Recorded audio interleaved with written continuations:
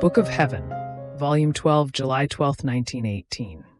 Effects of the Passion of Jesus. I was praying for a dying soul with a certain fear and anxiety, and my lovable Jesus on coming told me, "My daughter, why do you fear?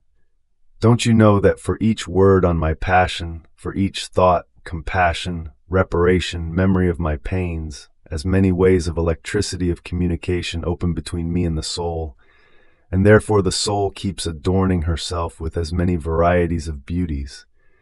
She has done the hours of my passion, and I will receive her as daughter of my passion, clothed with my blood and adorned with my wounds.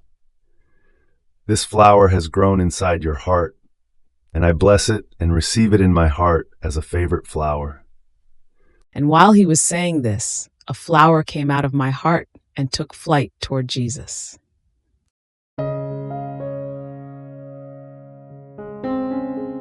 Thank you for being a part of our community here at Divine Will app.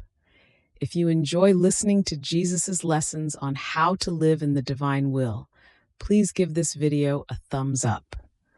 Your likes help us reach more souls yearning to live in the kingdom of the divine will.